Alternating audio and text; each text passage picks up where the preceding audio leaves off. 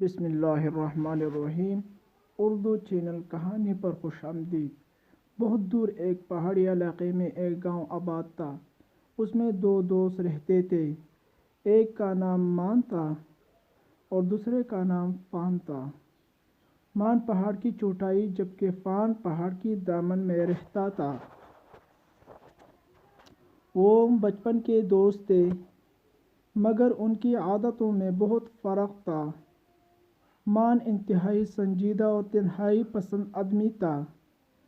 وہ اکیلا رہتا تھا اور لوگوں سے ملنا جلنا پسند نہیں کرتا تھا۔ وہ کبھی کسی کے گھر نہ جاتا، نہ دوسروں کو اپنے گھر بلاتا۔ شام کو گاؤں کے مرد اپنے کاموں سے فارغ ہو کر چائے خانے پر جمع ہو جاتے اور دنیا جہاں کی بات کرتے تھے، مگر مان کبھی وہاں رخ نہ کرتا۔ بس وہ بے دلی سے اپنے کھیت میں کام کرتا رہتا تھا اور یا لوگوں سے نظریں چرائے راستے پر جاتا نظر آتا۔ اس کے بارے میں مشہور ہو گیا تھا کہ وہ دنیا کا سب سے اداس آدمی ہے، جا رہی ہے۔ اور اس کے برعکس دوسرا دوست فان جو پہاڑ کے دامن میں رہتا تھا، وہ ایک ہنس مکھ آدمی تھا۔ وہ ہمیشہ خوش باش نظر آتا، لوگوں سے مل جل رکھتا تھا، ان کے تقریبات میں شرکت ہوتا اور انہیں اپنی خوشیوں کو شریک کرتا۔ اس نے جب دیکھا مان دن بدن رنجیدہ ہو جاتا رہا ہے، اس نے لوگوں سے ملنا جلنا بالکل بند کر دیا ہے، تو وہ فکر مند ہو گیا۔ اس مسئلے کو حل کرنے کے لیے کوئی ترکیب سوچنے لگا۔ کئی دن تک سوچا بچار کے بعد آخر اس نے ایک ترکیب سوچ گئی۔ آغاز بہار کے ایک دن جب خوشگوار ہوا چل رہی تھی، وہ پھولوں کی ٹوکریاں کندھے پر رکھ کے مان کے دروازے پر دستک دے رہا تھا۔ مان نے دروازہ کھول کر حیرت سے اسے دیکھا۔ فان نے اسے سلام کیا اور ٹوکری اس کے ہاتھ میں دے دی ہوئے بولا، تم ملنے آتے نہیں، میں نے سوچا میں خود ہی مل جاؤں۔ لوگ یہ میرے باغ کے پھل ہیں۔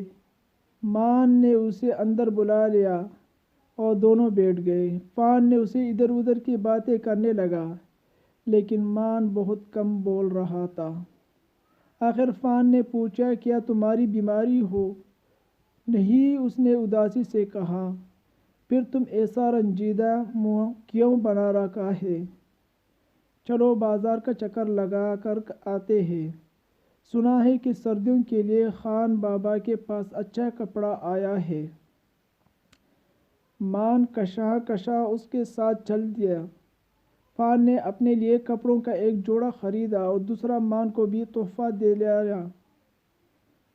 مان منع کر رہا مگر فان نہ مانا اور پھر دونوں رخصت ہو کر اپنے اپنے گھر چلے۔ چند دن بعد فان پھر ہاتھ میں پکڑے جھاڑیوں کو ڈنڈوں سے ہلایا، ادھر ادھر نظر گھمانا اس کے گھر کی طرف آ نکلا اور زور سے دروازہ بجاتے ہوئے آواز لگائی، مان، مان، باہر آؤ، میں نے آج ایک عجیب و غریب پرندہ دیکھا ہے۔ اس کے پر نیلے، جسم سبز اور آنکھوں لال تھے۔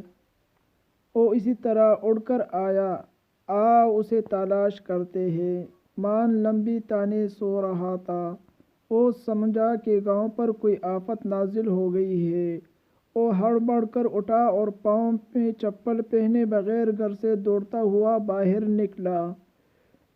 اسے اس حالت میں دیکھ کر فان نے قہقہا لگایا اور اسے ہنستے دیکھ کر مان ناراض ہو کر واپس جانے لگا، لیکن فان نے اس کا ہاتھ مضبوطی سے پکڑ لیا اور یہ کہتے ہوئے چل دیا، آؤ یار، بلا وجہ دن میں سونا جو ان آدمی کی زیب نہیں دیکھتا۔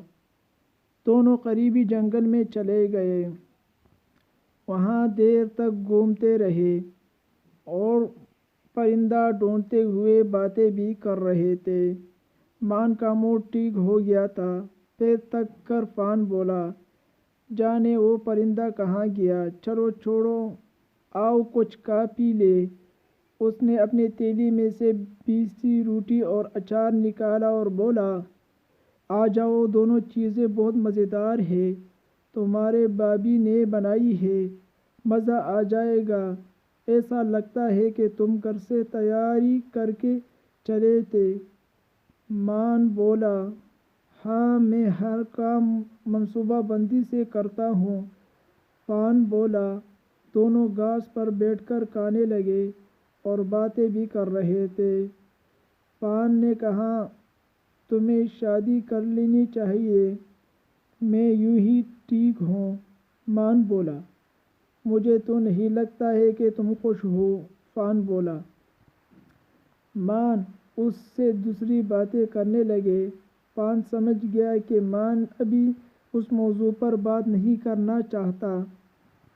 اس نے دوبارہ وہ بات نہ کی۔ پھر کچھ دیر بعد وہ اپنے اپنے گھروں کو لوٹ گئے۔ پھر ایک دن اسی طرح فان ہاتھوں میں بڑا سا ڈبہ اٹھائے ہوئے ہونٹوں پر زبان پھیرتے ہوئے مان کے دروازے پر آواز لگا رہا تھا، مان، مان، دروازہ کھولو، کیا تمہیں اپنے سب گھوڑوں کے گدے بیچ کر سوئے ہوئے ہو؟ مان نے دروازہ کھولا تو وہ چلا، دوست، مجھے مبارکباد دو، آج میری سالگرہ ہے، مجھے اس دنیا میں آئے 50 برس گزر گئے ہیں۔ مان بہت مشکل سے مسکرایا، اسے مبارکباد دی، دونوں اندر آ بیٹھے۔ فان نے ہاتھ ملتے ہوئے بولا، میں آج بہت خوش ہوں، آج کے مبارک دن میں اسی دنیا میں آیا تھا۔ مان نے گردن ہلائی، پھر کچھ دیر سوچ کر بولا، مگر ابھی 2-3 مہینے پہلے تو تمہاری سالگرہ تھی۔ او میری نہیں، میری شادی کی سالگرہ تھی۔ اچھی چھری لاؤ، میں کیک کاٹوں، اور ہاں، کنجوسی نہیں چلے گی، تمہیں مجھے کوئی نہ کوئی تحفہ بھی دینا ہوگا، چاہیے وہ مرغی کا سر ہی کیوں نہ ہو۔ مان نے زوردار قہقہہ لگایا، پھر وہ چھری لائی۔ فان نے کیک کاٹا، وہ مزے سے کیک کھانے لگے، ساتھ ہی اپنے بچپن کی یادوں کی تازہ بھی کر رہے تھے۔ فان بولا، تمہیں یاد ہے کہ بچپن میں ہم اخروٹ توڑنے جنگل میں جایا کرتے تھے؟ ایک دفعہ ہمیں وہاں چڑیل نظر آئی